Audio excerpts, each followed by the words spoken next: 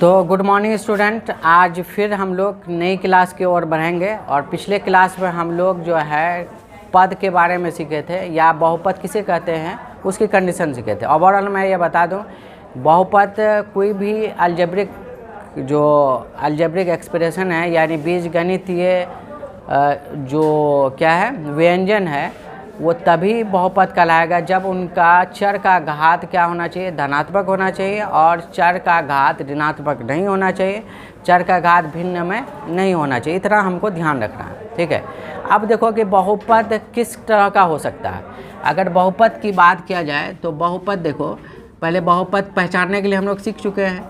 बहुपद जो है, बहुपद को अंग्रेजी में पॉलिनोमियल कहते हैं, अच्छी तरीके से आपको पता है। पहला चीज़,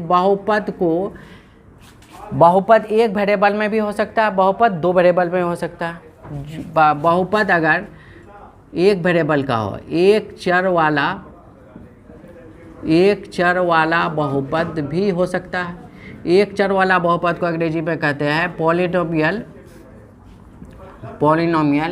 ऑफ, क्या बोलेंगे, वन वेरिएबल। इसका मतलब क्या हुआ, इसमें एक ही टाइप का वेरिएबल हो। जैसे देखो 2x² + 3x - 5, यहाँ पे वेरिएबल क्या है,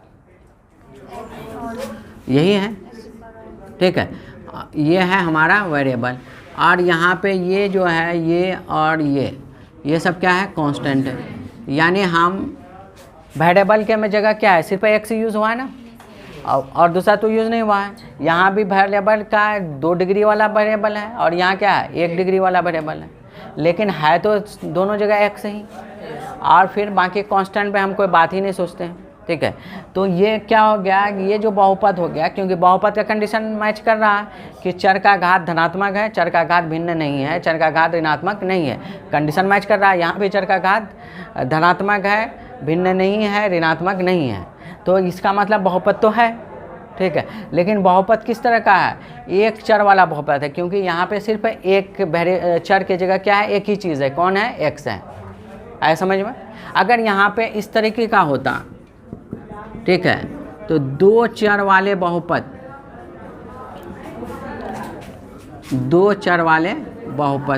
इसको हम लोग क्या बोलेंगे कि पॉलिनोमियल ऑफ टू वेरिएबल। अब देखो दो चर वाले बहुपद का मतलब है कि चर जो होना चाहिए ना वो 2 होगा, कोई भी 2 हो सकता है। जैसे मान लो 2x + 3y - 5 = 0, ठीक है। तो यहाँ पे चर कौन कौन है, ये है, ये क्या है, वेरिएबल है, और ये हमारा, ये तीनों क्या है, कांस्टेंट है। तो चर में यहाँ पे देखो वेरिएबल पर अगर लिस्ट बनाओगे तो क्या होगा, x और y मिलेगा कि नहीं मिलेगा। तो 2 को वेरिएबल है ना, इसीलिए अब बहुपद का कंडीशन देखो मैच कर रहा है कि नहीं कर रहा है। देखो यहाँ पे चर का घात धनात्मक है, ऋणात्मक नहीं है, और भिन्न नहीं है। यहाँ भी चर का घात धनात्मक है, ऋणात्मक नहीं है, और भिन्न भी नहीं है, ठीक है। तो इसका मतलब बहुपद तो है। अब बहुपद है तो कैठो वेरिएबल वाला है भाई, 2 का वेरिएबल, वो कौन कौन वेरिएबल है, x और y, इसलिए इसका नाम क्या डाल दिए, 2 चर वाले बहुपद। तो उसी तरीके से 3 चर वाले बहुपद भी तो हो सकता है, ठीक है। उसी तरीके से 3 चर वाले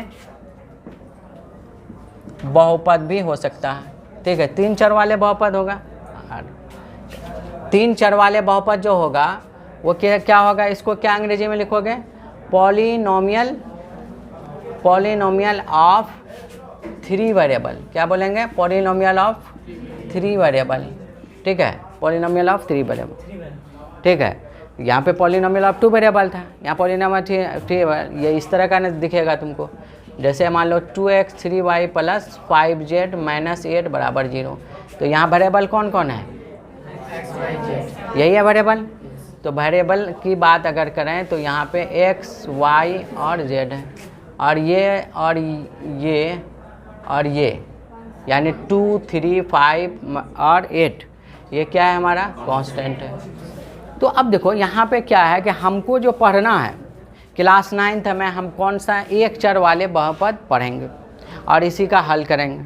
क्लास 10th में आप दो चर वाला बहुपद भी पढ़ोगे, ठीक है, उसको कैसे हल करना है, ठीक है। और क्लास जब 11 नहीं 12th जब जाओगे तो वहाँ तीन चर वाले भी बहुपद सॉल्व करोगे, ठीक है। तो 11 में तीन चर नहीं 4 भी रहेगा तो कोई दिक्कत नहीं है, वहाँ वो भी सॉल्व हो जाएगा 12th में, ठीक है। तो सबका क्या है तरीका है, लेकिन पहचान तो हमको यही करना होगा, ठीक है। तो वेरिएबल 3 गो होगा तो 3 वाला नाम डालेंगे, 2 गो होगा तो 2 नाम डालेंगे और 1 होगा तो 1 होगा। तो हमारा जो चैप्टर है वो कौन सा है, हमारा चैप्टर का नाम जो क्या है, एक चर वाले बहुपद है नाम। तो इसका मतलब है हमको या तो x ही दिखेगा या तो y ही दिखेगा। हाँ, कोई ज़रूरी नहीं है कि एक चर वाले बहुपद में खाली x नज़र आए। अगर रहेगा तो पूरा x रहेगा, अगर रहेगा तो सब में y रहेगा, अगर रहेगा तो सब में रहेगा। यानी वेरिएबल के रूप में कोई भी चीज़ भी हो सकता है, कोई ज़रूरी नहीं x ही है। लेकिन पराया x लिया जाता है इसलिए हमको हर जगह x दिखता है। लेकिन अगर यहीं पे बोलेगे 2y² + 3y - 5 तब भी क्या कहलाएगा, एक चर वाले बहुपद ही कहलाएगा। क्लियर है। जब 2 गो चर वाला होगा तब बोलेंगे 2 चर वाला बहुपद, जब 3 चर वाला होगा तब कहेंगे 3 चर वाले बहुपद। क्लियर है, कोई दिक्कत समझ में आ रही है, ठीक है। तो ये सारी बात है। तो अब हम लोग एक चर वाले बहुपद का रूप कैसा होगा नहीं होगा उस चीज़ के बारे में डिस्कस करेंगे। अब देखो एक चर वाला बहुपद किस तरीके का दिखेगा। तो यहाँ पे देखो, अगर इस तरीके का दिखेगा, इसको अभी हम एक्सप्लेन कर रहे हैं। a0 a1 x1, यहाँ पे जो है वही इसके पावर दिए, a2 x2, उसी तरीके से क्या होगा a3 x3, ऐसा ऐसा बढ़ते जाएगा। तो हमारे पास क्या आएगा जी, हमारे पास आ जाएगा ये फाइनली लास्ट में क्या आएगा, अगर यहाँ n है तो यहाँ भी क्या होगा xn, होगा कि नहीं होगा। अगर यहाँ पे इससे पहले क्या होगा, एगो टर्म कम होगा, यहाँ अगर 2 होगा तो यहाँ कितना होगा 1 होगा, यहाँ अगर 3 होगा तो यहाँ कितना होगा 2 होगा। यहाँ इसका मतलब क्या है, यहाँ 3 होगा तो यहाँ पे क्या होगा 3 - 1। तो इसको अगर हम आगे लिखना चाहें तो ऐसा लिख सकते हैं an-1 और x है तो इसके पावर भी क्या होगा n-1। बात समझ में आए। तो इस रूप में अगर कोई बहुपद नज़र आए ना उसको हम लोग क्या बोलेंगे, एक चर वाले बहुपद। देखो यहाँ पे चर, यहाँ पे जो a0 a1 a2 a3 यानी a0 a1 और a2 और a3 लेकर के an-1 और an, ये क्या है, इसको क्या कहते हैं, कांस्टेंट है। ये क्या है, कांस्टेंट है, जिसको हम लोग क्या बोलते हैं कांस्टेंट, जिसको हम लोग क्या बोलते हैं अचर। और यहाँ पे जो ये है x1 x2, यहाँ नहीं है तो क्या x0 है ना, x0 बराबर क्या होता है 1 होता है।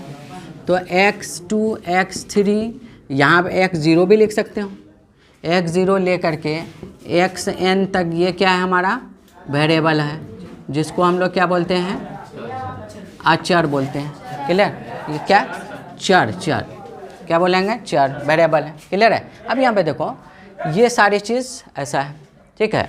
अब इसका एग्जाम्पल कैसा होगा, मतलब एक चर वाला बहुपद कैसा दिखता होगा, ठीक है। उसको लिखने के लिए देखो ऐसा एक तरीका है, ठीक है। अब ये पे मान लो कि यहाँ पे क्या है 7x² + 3x - 3, ठीक है। तो यहाँ पे चर क्या एक ही है ना, कौन सा चर है, x है हर जगह, ठीक है। और बहुपद का देखो कंडीशन फॉलो कर रहा है। बहुपद कंडीशन क्या होता है कि भाई चर का घात जो है ऋणात्मक नहीं होना चाहिए, धनात्मक होना चाहिए और भिन्न नहीं होना चाहिए।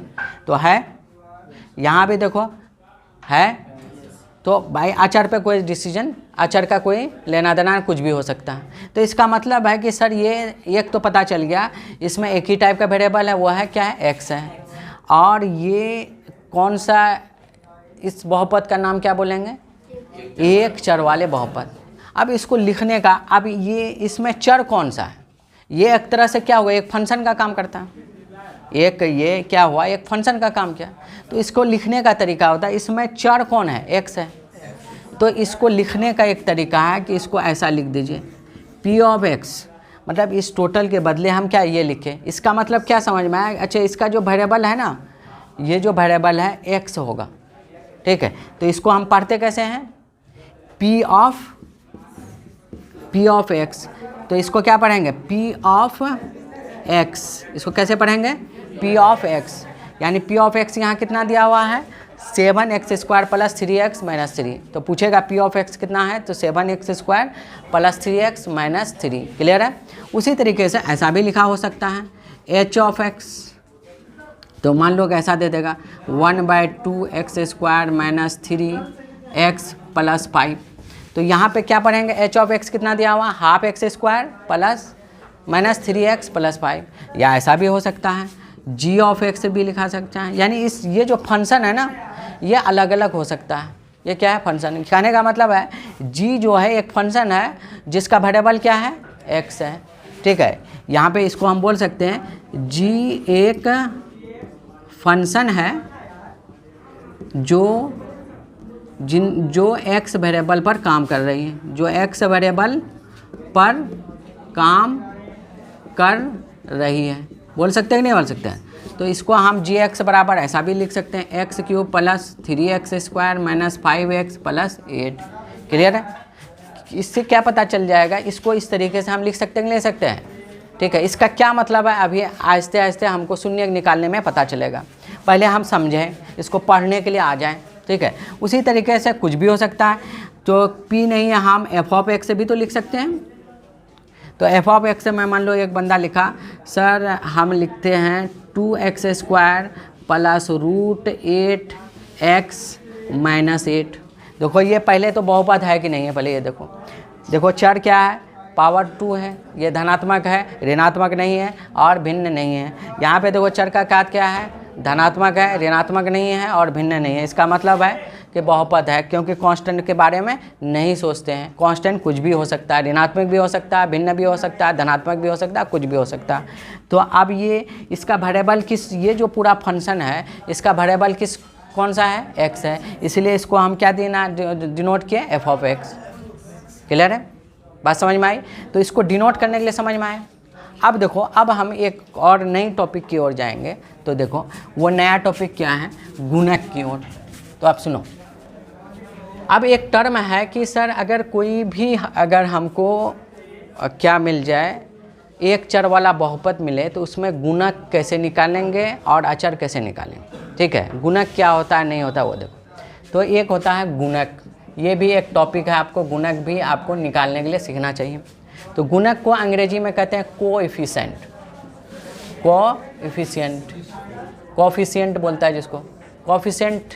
ठीक है, कोएफिशिएंट का मतलब क्या हुआ कि भाई एक बात बोलो, कोएफिशिएंट का एक एग्जांपल ऐसा दे सकते हो, जैसे हम बोले तुम मान लो कि 2 स्टूडेंट कोचिंग में एडमिशन लिए, ठीक है, और वो 2 स्टूडेंट एक साथ आए, तो हम क्या बोलते हैं तुमको कि तुम्हारा जो साथी कहाँ गया जी, क्योंकि हमको पता है कि तुम्हारे साथ 2 बच्चे आया था एडमिशन लेने, तो हम क्या बोलते हैं तुम्हारे साथी क्या हुआ। तो तुम्हारे साथ कौन था, वो उसी साथी का नाम बोलते हो ना तुम। ठीक है, राम है तो राम का नाम बोलते हैं, रहीम है तो रहीम का नाम बोलते हैं, यही है ना कि सर मेरा साथी कौन था। हम उसको मैथमेटिक्स में ये बोल सकते हैं तुम्हारा गुणक कौन था, तुम क्या बोलेगा राम था। ठीक है, उसी तरीके से कोचिंग का भी बहुत सारा गुणक है। कोचिंग का गुणक क्या, फैकल्टी इनके क्या गुणक, बेस तो कोचिंग है और हम क्या डायरेक्टर क्या उसका गुणक है।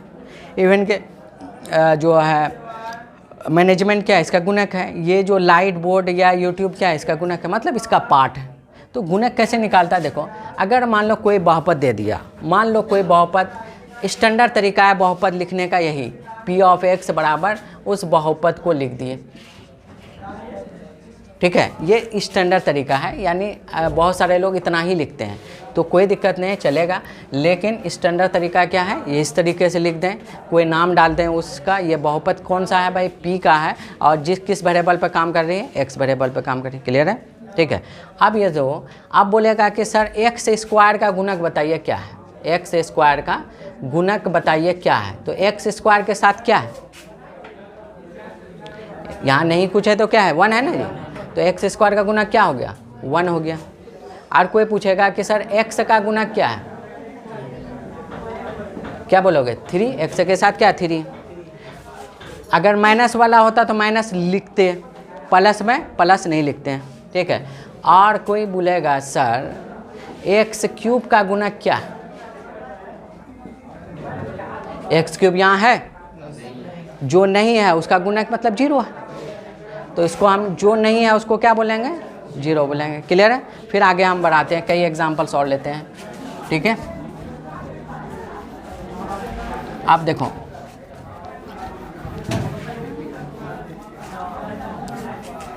जैसे अगर हम ऐसा दे दिए, ये एक एग्जाम्पल तो ये दे दिए, दूसरा एग्जाम्पल हम आपको इस तरीके से दे दें, ध्यान दोगे। ठीक है, अगर ऐसा दे देगा g ऑफ x, क्या बोलेंगे, g ऑफ x, याद हो गया ना कैसे लिखना है, g ऑफ x बराबर √2x² माइनस 3x प्लस 5। तब यहाँ बोलेगा सर x² का गुणक बताइए, बताओ क्या होगा ये, √2x² के साथ गुना में क्या है, तो √2 है तो √2 लिख दिए। x का गुणक क्या होगा बाबू, जब हमने क्या कहा, जब माइनस हो तो माइनस के साथ बोलना है, क्या होगा, -3। और अगर कोई और ऐसा नाम बोल दे, अगर कोई बोल दे कि x पर पावर 4 का गुणक क्या होगा, तो क्या बोले, जो ये तो है ही नहीं, ये तो क्या होगा, 0 होगा। ठीक है, जनरली वही देगा, जो वही पूछेगा जो तुम्हारे इसमें एग्जिस्ट करेगा, जो वेरिएबल। अगर पूछ भी दिया बाई चांस तो क्या हमने निकाल पाएंगे। ठीक है, आगे और भी क्वेश्चंस कराते हैं। जैसे मान लो कि इस तरह का कोई बहुपद देते हैं, अब मान लो थर्ड क्वेश्चन हम ऐसा करा दें कि सर अगर f ऑफ x बराबर 1/2x³ प्लस 3x² प्लस 8 ऐसा दे दें। ठीक है, प्लस क्या है, 8 दे दें, तो बताओ x³ का गुणक क्या होगा, 1/2। x² का गुणक क्या होगा, 3। और x का गुणक क्या होगा, x का गुणक, x तो है ही नहीं, यहाँ पे क्या होगा, 0 होगा। आया बात समझ में? और एक एग्जांपल करा देते हैं। और g ऑफ x अगर हम लिखें, क्या लिखा है, g ऑफ x, मान लो कि 1/2/3 x पे power 4 plus √2x² minus √2x² plus 5x minus 7 ऐसा दे दें। तो बताओ x पे पावर 4 का गुणक क्या होगा बाबू, 2/3। x² का गुणक क्या होगा, माइनस √2। x का गुणक क्या, x³ का गुणक क्या होगा, x³ का गुणक क्या होगा, x³ 0 हो जाएगा। x का गुणक क्या हो जाएगा, 5 हो जाएगा। आया समझ में? अब गुणक किसी का निकाल सकते हो। एक लास्ट क्वेश्चन पूछते हैं। ठीक है, एक लास्ट क्वेश्चन लिखते हैं, कैसा है, चौथा हो गया, पाँचवा एक last question, ax² plus bx plus c बराबर 0 ऐसा है। तो बताओ यहाँ पे x² का गुणक क्या होगा, क्या होगा, a। x का गुणक क्या होगा, b। और तो कुछ नहीं। चलो एक और लास्ट पूछ लें, ax³ plus bx² plus cx plus d बराबर 0। तो बताओ x³ का गुणक, a। x² का गुणक, b। x का गुणक, c। क्लियर? चलिए पास। अब देखो नई चैप्टर, नई टॉपिक हम लोग चलेंगे, क्या है कि बहुपद का मानक रूप क्या होगा। हर चीज़ का स्टैंडर्ड फॉर्म हम पढ़ेंगे, हर चीज़ का स्टैंडर्ड फॉर्म पढ़ेंगे। ठीक है, हर चीज़ का स्टैंडर्ड फॉर्म पढ़ेंगे, तो हम लोग बहुपद का भी क्या करेंगे, स्टैंडर्ड फॉर्म पढ़ेंगे। तो बहुपद के मानक रूप, इसको हम कैसा लिख सकते हैं, standard form of polynomial, standard form of polynomial. देखो इंग्लिश टर्म्स को भी ध्यान में रखना है, क्योंकि आगे तो हमको स्टैंडर्ड इंग्लिश में ही जाना है, इसलिए मैथ में हम दोनों टर्म्स यूज़ करते हैं, इंग्लिश और हिंदी। तो आपको भी इंग्लिश और हिंदी दोनों टर्म्स यूज़ करना है, दिमाग में फिट करना है। अगर कोई पूछेगा मानक रूप क्या होता है, तो मानक रूप का मतलब यह हो गया कि चर के घात को या तो आरोही क्रम में या फिर अवरोही क्रम में सजा होना चाहिए, मतलब सजा हुआ होना चाहिए। बात समझ में आए? इसका मतलब क्या हुआ, जैसे मान लो कुछ भी ऐसे कोई लिख दिया बहुपद, मान लो कि p ऑफ x जो है दे दिया x plus 3x² plus x cube plus 8x पे पावर 4 माइनस 3x प्लस 8 ऐसा दे दिया। तो ये स्टैंडर्ड फॉर्म नहीं है बहुपद का, स्टैंडर्ड फॉर्म ये नहीं है, मानक रूप ये नहीं है। तो इसको करना क्या चाहिए, इसका मानक रूप कैसा होगा, मानक रूप जो होगा उसको क्या, पहले p ऑफ x तो लिख लीजिए। अब देखो p ऑफ x अगर ना लिखते, डायरेक्ट ये लिखते तो ये लिखना सही नहीं है। अगर कोई लिख देता है तो उनको अगर ये लिखे तो ज़्यादा बेहतर कहलाएगा, ठीक है, मतलब ये चीज़ दिखा दे तो ज़्यादा बेहतर है, ठीक है। अब यहाँ पे देखो, यहाँ सबसे बड़ा पावर क्या है, ये है, पहले उसको लिख देंगे। उसके बाद कौन सा पावर है, 3x³ है तो ये लिख दें। उसके बाद कौन है, 3x² है, उसको लिख देंगे। अब यहाँ पे x है और माइनस 3x है, तो इसको हम घटा के भी लिख सकते हैं ना, x माइनस 3x क्या होगा, माइनस 2x, तो यहाँ पे लिख दिया माइनस 2x और यहाँ क्या प्लस 8। ये स्टैंडर्ड फॉर्म है। देखो यहाँ पावर घटते हुए है, 3 2 3 के बाद 2 4 के बाद 3 3 के बाद 2 2 के बाद 1 1 के बाद नहीं कुछ है तो 0 है, x⁴ तो लिख सकते हैं ना इसको। मतलब समझ में आया कि या तो हाँ, अगर ऐसा भी कोई लिखे उल्टा लिख दो, 8 + 2 - 2x आप प्लस 3x² प्लस x³ आप प्लस 8x4 तब भी सही है, यानी आरोही या अवरोही क्रम में होना चाहिए। लेकिन प्राय लोग क्या है, इस क्रम यानी घटते हुए क्रम में दिखाता है।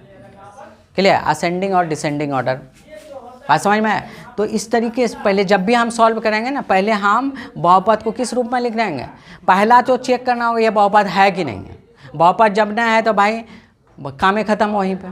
अगर बहुपद है तो उसको फिर हम लोग के मानक रूप में लिख करके तब उसका हल करेंगे। तो मानक रूप में मतलब समझ में आ गया, कोई दिक्कत, ठीक है। अब देखो, अब हम कुछ क्वेश्चन कराते हैं, ठीक है। आपको बताना है कि बहुपद है या नहीं, ठीक है। इनमें से कौन बहुपद है या नहीं है ये बताना। पहला क्वेश्चन हम डालते हैं। पहला क्वेश्चन है f of x is equal to x plus 1/x।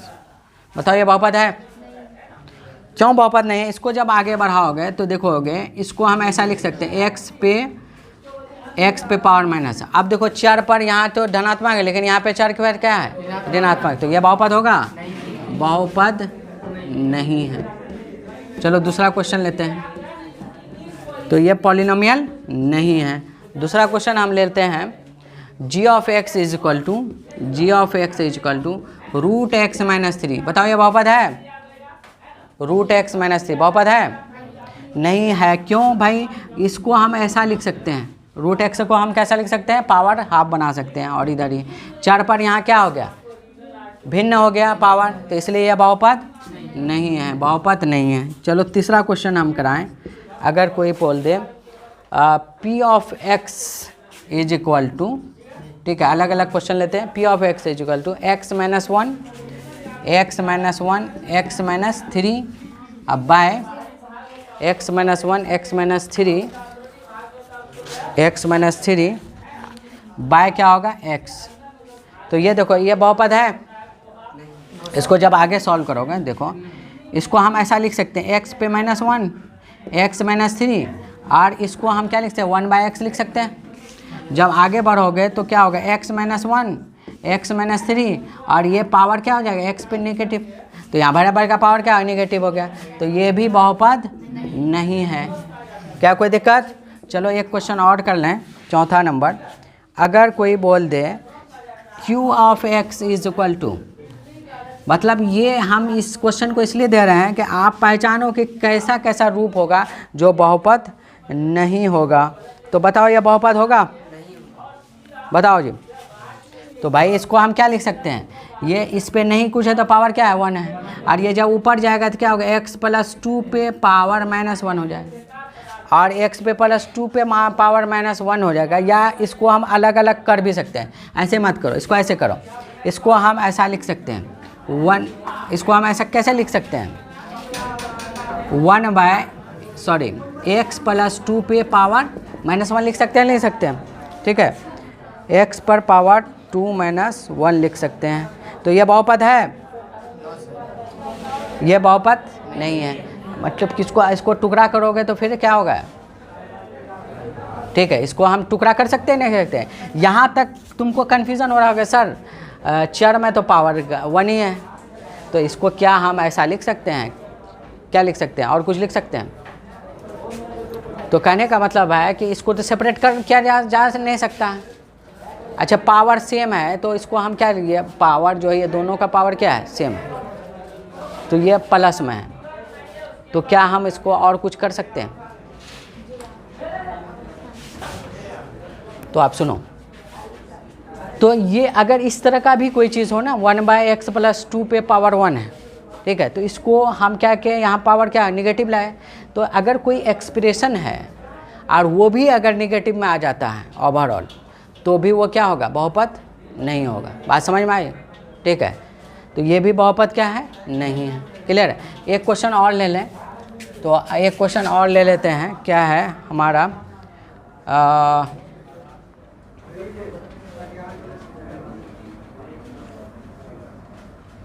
तुम लोग ये r ऑफ x बराबर x + 3/x + 4, बताओ ये बहुपद है?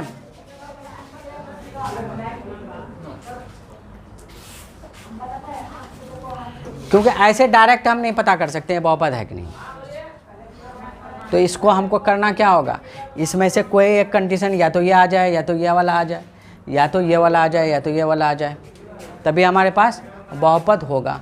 तो इसको हमको करना क्या होगा, पहले सॉल्व करना होगा। तो इसको सॉल्व करने के लिए हम थोड़ा सा देखते हैं, ठीक है, ये वाला हम, ठीक है, अब बताओ इसको हम हटाना चाहते हैं। अब ये बताओ कि क्या करना चाहिए, करना क्या चाहिए जो ये आ जाए, क्या होगा बताओ, रास्ता बताओ, रास्ता बताओ क्या करना चाहिए। भाई एक ही बात है कि x + 4 को क्या किया है, x + 3 से भागा क्या है, तो हम लोग बहुपद का भाग नहीं सीखे हैं अभी, फिर भी हम थोड़ा सा देखते हैं यहाँ पे करके, कहीं तुम लोगों को समझ में आ जाए, नहीं तो आगे चैप्टर टॉपिक में है। x + 4 को भागा क्या क्या है, x + 3 से, यही क्या है, यही ना क्या है। और एक बार अगर चलाओगे तो कितना होगा x + 4, और क्या करते हैं, ये जो है ऊपर वाला से नीचे वाला क्या घटाते हैं, तो ये भी घट जाएगा, ये भी घट जाएगा, x कट कैंसिल, और 3 में 4 घटेगा -1, ये होगा ना, ठीक है। तो इसको हम क्या लिख सकते हैं बताओ, तो अगर हमको x + 3 के बराबर कुछ लिखना होगा तो हम क्या लिख सकते हैं, x + 3 बराबर 1 गुना x + 4 और -1। भाई इसको इससे गुना होगा और ये क्या होगा, प्लस में आएगा, गुना में पता है, आपको दिक्कत आ रही है तो ऐसा करो, ये क्वेश्चन अभी छोड़ दो, ठीक है, ये क्वेश्चन याद रखना, हमको फिर क्या बताना, जब बहुपद का भाग बता देंगे तब फिर ये क्वेश्चन पूछना। क्लियर है, समझ में आए? तो ये जो आज जितना भी हम लोग क्लासेस किए, तो आप लोग क्या कीजिएगा, इसको बार बार रिपीट करके एक एक चीज़ ध्यान में फिट कर लीजिएगा। बाकी ये क्वेश्चन रहा, इस क्वेश्चन को हम लोग आगे क्लियर करेंगे। अभी आप लोगों को बहुत बेसिक चीज़ पता नहीं है, इसलिए इसको टुकड़ा करने में आपको दिक्कत बनेगा। जब हम लोग रिमाइंडर वाला बात करेंगे, बहुपद के भाग सीखेंगे, तो वहाँ हम इस क्वेश्चन को फिर लेके जाएंगे कि तब पता करेंगे ये बहुपद है कि नहीं है, यही हमको याद दिला दीजिएगा उसमें। क्लियर है, चलिए फिर।